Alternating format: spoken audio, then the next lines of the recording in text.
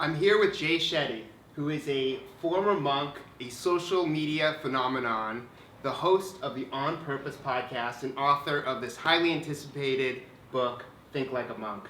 And your friend. Jay, it's just been a pleasure to watch you grow over the past several years. The book is phenomenal. It's going to be a global hit like everything else you do. And I'm so thankful for your friendship. Thank you, man. I'm so grateful to be here. And this is what, our third interview? Fourth interview. Oh, look, Not that I don't count these things. Fourth. It's amazing. And we met literally the first week when I came to New York. I feel like you're one of the first people I met. And I can only say that you've just been one of the nicest, kindest, and most open-hearted people I've met since moving here. So thank you, man. I really appreciate it. And I appreciate that. And I actually think that's a good place to start. Because when we first met, I just noticed right away that we had similar values, so we connected quickly, and then everything was grown from there. And you start your book talking about values. So how do you figure out what your values are, and then start to notice those values in other people? Yeah, great question. I think one of the biggest ways, see, here's the truth. If you want to really know your values, look at where you spend your time and look at where you spend your money. That is a genuine view of what your values are. So people say, oh, do a reflection exercise or look inside yourself and ask yourself what your values are. The truth is your values are what you spend your time and what you spend your money and what you spend your energy on. So let's look at time, for example, right? We spend a third of our lives in bed. A third of our lives, right? We spend countless hours getting ready every day. So in your lifetime, I believe a woman takes about 150 days a year to get ready, and men take about 43 days a year to get ready. And so you're spending all of that time over a lifetime actually just taking care of your body. So much of our money, for example, most of us spend most of our money on rent, right? 25-30% of our money is spent on rent. So our values are dictated by where we spend our time and where we spend our money. And what I recommend to everyone in this book and outside of it is do an audit of where you spend your time and money and ask yourself whether that feels right. If you do that activity and you're like, oh wow, like this is exactly what I believe in, then you're winning. If you do that activity and you're like getting scared by the numbers, then it's time that you need to switch. And that leads to the next thing is like, there's so many different things competing for our time now, especially with social media. We want instant gratification, there's a fear of missing out. We just are constantly being bombarded with news, fake news, non-fake news. And how do we decide what to listen to, how to get more into a headspace where we're not just following in someone else's footstep or just taking things at face value so we can kind of move forward and do what we're meant to do, not what others expect of us? Yeah, I read somewhere that we're exposed to more negative information today in 24 hours than we were in our whole lifetime 25 years ago. That's insane if you think about it. So the amount we're having to process, whether it's notifications, alert, news messages, it's just completely sensationalized and catapulted in terms of volume. And to make sense of that, that's where the values become so important. Because if you don't have a core set of values that you've defined and guiding values, it means you're constantly being guided by everyone else's. There's a beautiful statement in the Bhagavad Gita that I quote in Think Like a Monk. And the verse says, better to live your own life imperfectly than to impersonate someone else's life perfectly. And I think all of us at some point in our life come to a moment of reflection where we think, I think I'm living someone else's life. I'm doing someone else's job. I'm doing someone else's career. I'm doing someone else's passion. Like, I'm not actually living the life I want. That happens a lot in the legal and accounting field. Huge. If you want to be a doctor, your parents did it, so that's the model you see in front of you. If you can't be what you can't see, as you said. Exactly. So I think we get to that moment, and that's why if you have your guiding values set up, every opportunity that comes up, like for example, it would be great to get to a point where I get an opportunity and I can say to it, actually, you know what? Dan would do better at this opportunity. Why don't I give it to him? That would actually be maturing in your values, and that would actually be maturing in knowing what's right for you and what's right for someone else. Or you're able to look at something and say, that is definitely for me because my values are so aligned. But actually I could find things that my friends would do better at and actually be able to introduce them to that. Does that make sense? Yeah, and then actually values follow intention. So like being intentional about who you're spending time with, where you go, your work environment. Can you talk a little bit about setting those intentions and then just following through on them, because a lot of people talk a big game, but action doesn't follow. Yeah, absolutely. Well, intention is the why behind what you do. And here's the interesting thing about intention, and I've been thinking about this a lot lately. I have two separate clients who give a lot in charity every single year. Let's say that their charity amount every single year is in the $1 to $5 million range. They both give the same amount in charity. One does it for press and publicity, and the other one does it because they really believe in the cause and they really want to serve and support the people that they're donating money to. Which one's happy? The second one. The second one. The second one. It's the intention doesn't affect whether the kids are helped, whether the money received at the end helps the people change their lives, or whether the money has an impact. That happens either way. But the intention defines whether you're happy. And that's what I love so much about it. So for me, when it comes down to intention, one of my favorite activities is look at every opportunity that you currently have, and above it, write why would you do it. So I'll give you a really easy example. I'm sitting here with a podcast with you, my friend, and I was like, why do I want to do this? Because it's my friend, because I know you have an incredible audience, because I know you read the book and took the effort to take the time so that you could ask me important questions. So there's care. So why am I going to do it? To reciprocate with that love, care, and approach that you've taken. That's my intention. But let's say I get invited to do something and my intention is just money or just ego or just pride. Guess what? That's what you're going to get from it. You'll get ego, you'll get pride, and you'll get money, but it won't give you satisfaction. It won't give you happiness. It won't give you joy. And so the intentions that give joy and happiness are intentions like love, care, compassion, kindness. And the other intentions, i.e., yes, we all sometimes say yes to things because they just make money, but just know that all you're going to get is just money.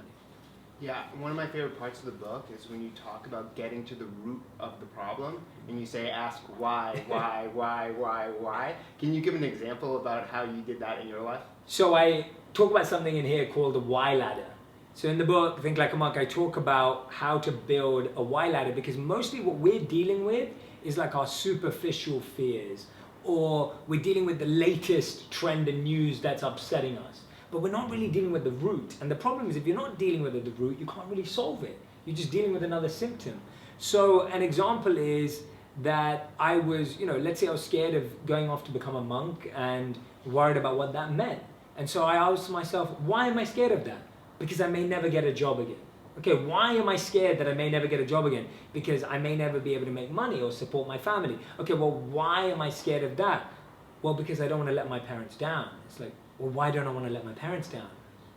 Because I don't want to let my parents down. And then all of a sudden it's hit you that is the root cause of why you're not taking this moment. Now you can actually focus your energy on overcoming that fear, rather than what you thought the fear was, which was, I'm scared of becoming a monk.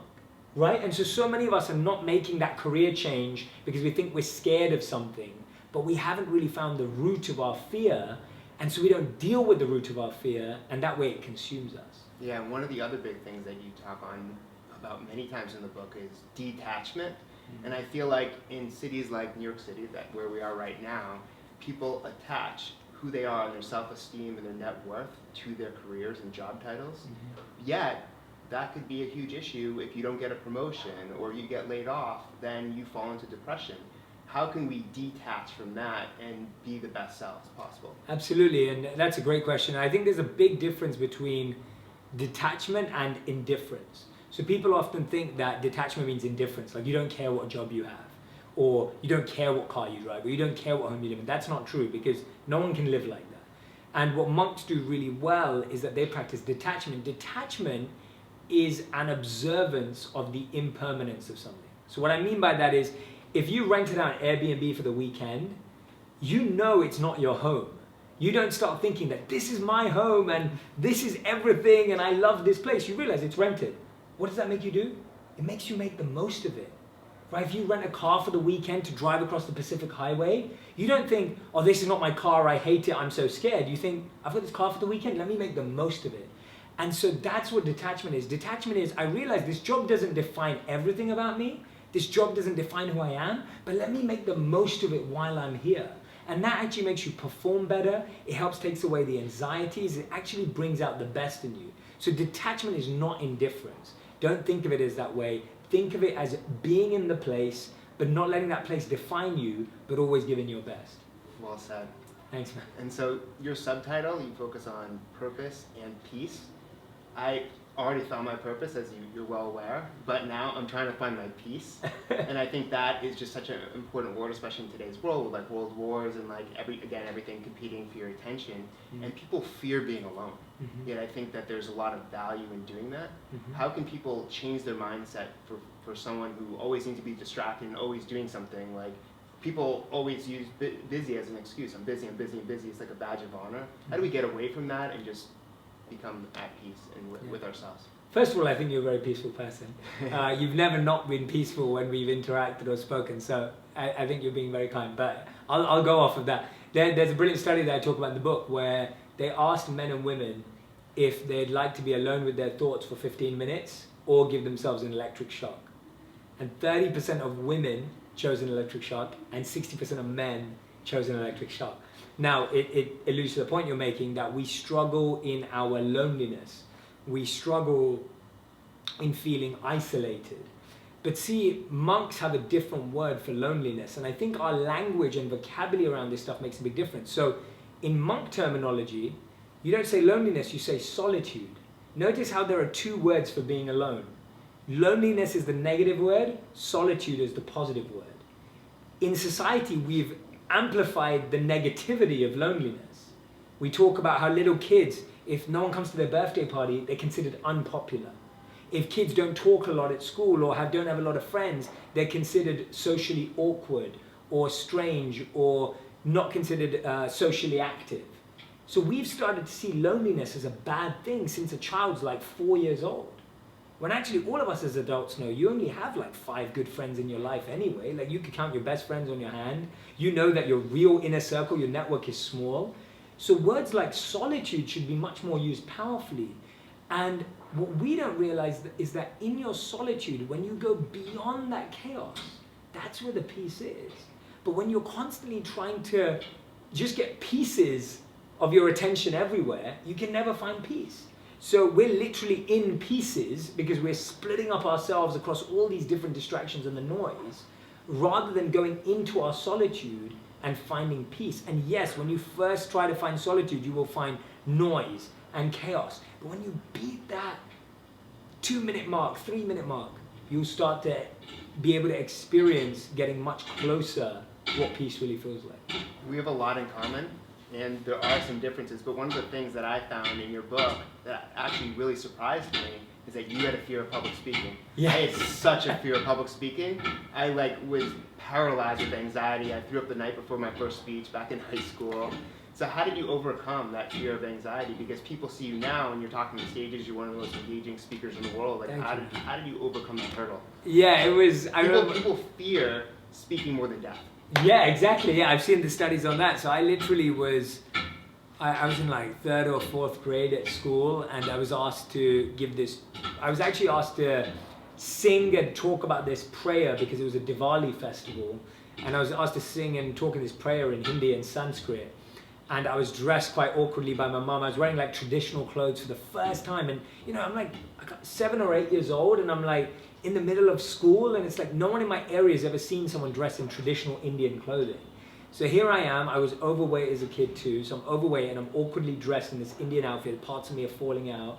And I go in front of my school audience and all these kids, and everyone bursts out laughing even before I've started, just based on how I look. And then I start singing and speaking this hymn and this prayer from this spiritual text, and everyone's laughing more because they've never heard me speak this language. And then I look down because I forgot the next line because I'm so nervous. And then I realize I can't even read the lines because my tears have melted away the words, you know, what do you call it? Just like blurred the words.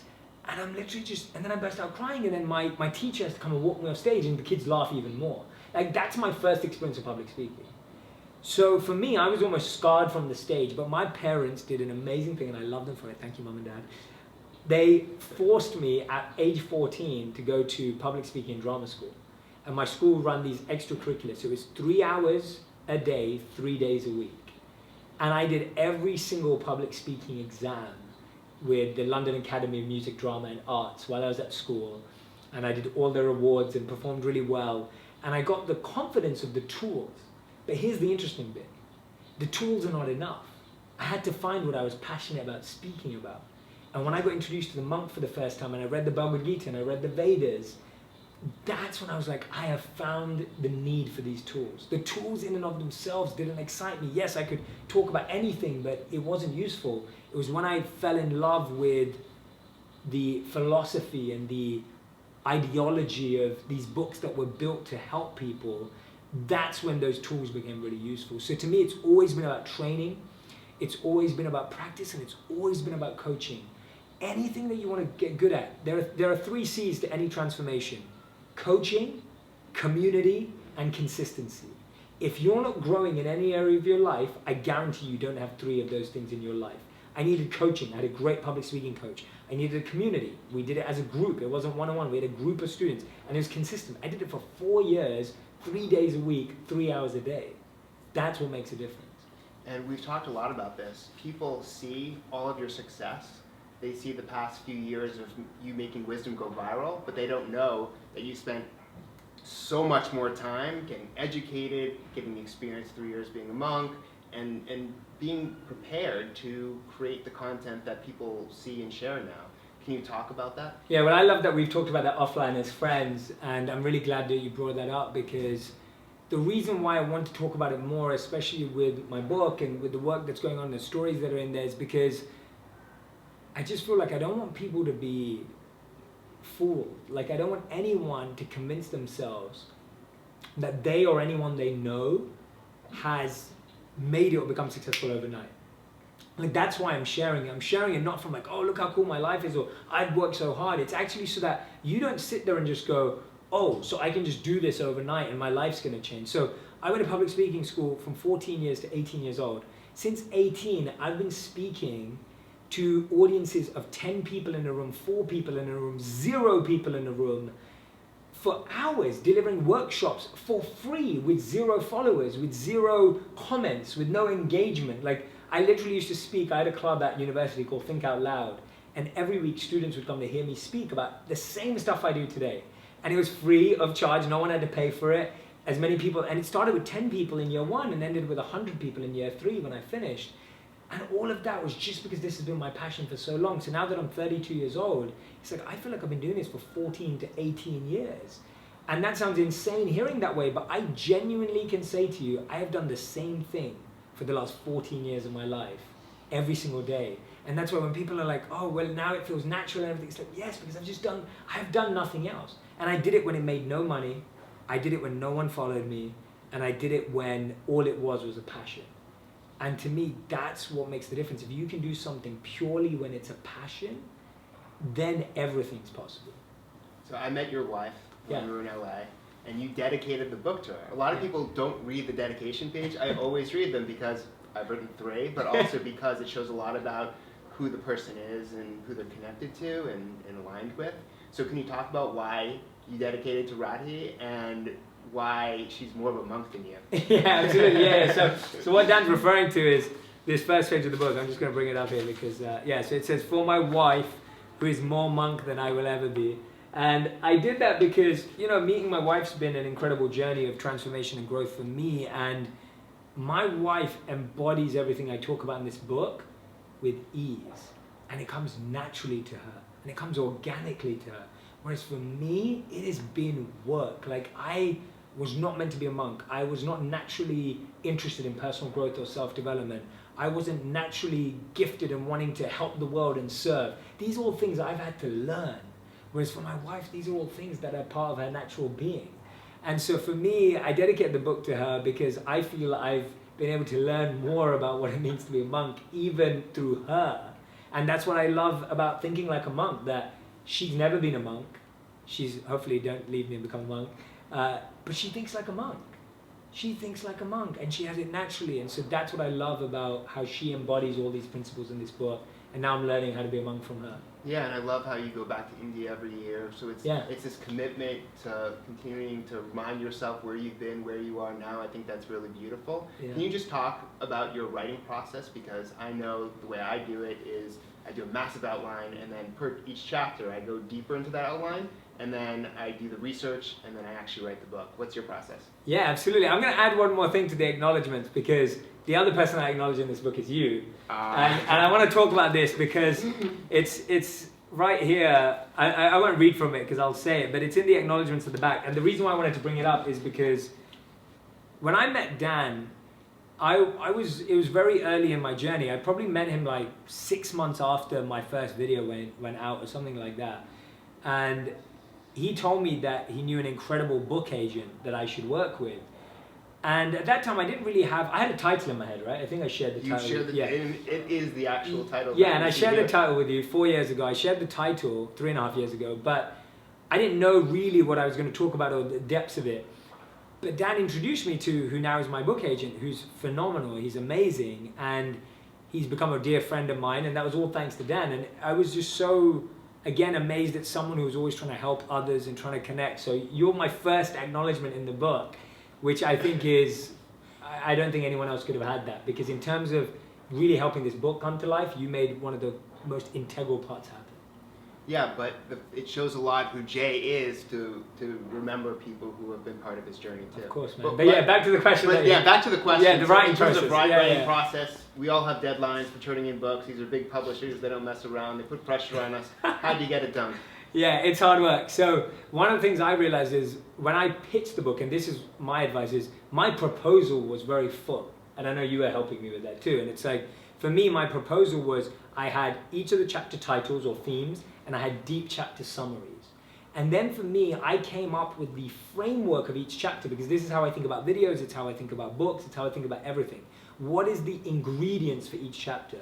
And for me, the ingredients of each chapter are stories, studies, and statistics and science, right? That's how I craft it.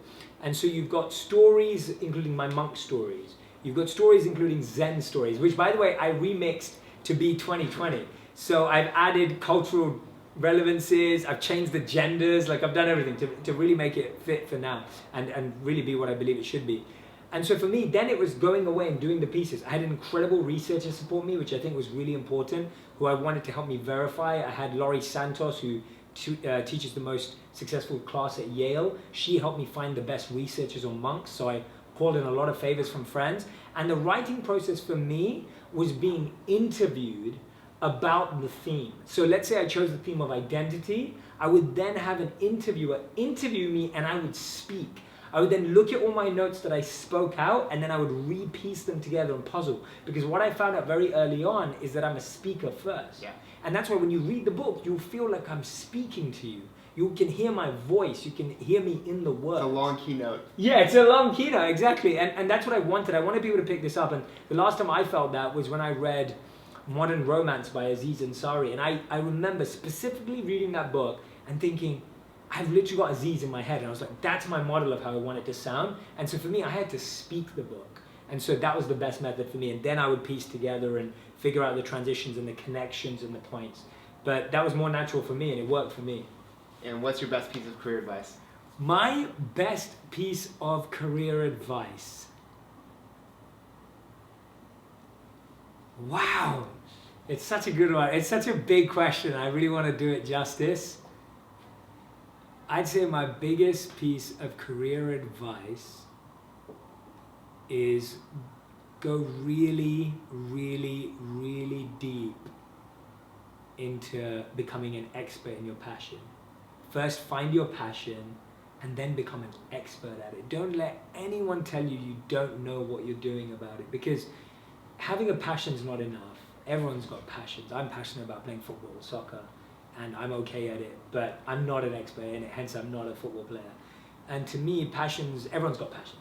But the difference maker is, are you an expert in your passion? Do you consistently learn in your passion? Do you consistently upgrade and get coached and become the best and better at your passion? And that's going to make all the difference. It's made all the difference in my life. Any time that my career's worked, it's because I've focused on becoming an expert. And so I have this rule right now where every year I try and do these 3 things. Every year, and this is the career advice into what I just said and formulating it for you. Every year, I should be doing something that I love. So there should be something in my life that I'm loving. Right now, what I'm loving is my podcast on purpose. I'm in love with doing it because I've been doing it for a year. I've got into the flow. Every year, you should be doing something that you're learning. So you should always be learning about what you want to do the next year. If you're not learning a year in advance, guess what? That dream is not happening. So when I was writing the book, I learned how to write a book the year before, so that made writing easier. The year before I launched the podcast, I was learning how to launch a podcast. And then every year you should be launching something. So this is what I'm launching this year. This is my focus this year. So every year, pick something that you're learning, something that you're launching, and something that you're loving. The love gives you satisfaction and happiness. The learning gives you excitement and curiosity, and the launching gives you a new learning curve, a new risk, and new excitement. Excellent. Thank you so much, Jay. Thank you, bro. Thank you The so much. only person I've let on the podcast twice Really? so far. Oh, I love that. Amazing. And the book is great. It's, Thank you, man. all this ancient wisdom that Jay has learned through his experiences, grounded in today's reality, and I think that was the objective, and I think you really nailed it, and this is going to definitely be a global hit. Thank you, man. No Appreciate question. it. Thank you so much.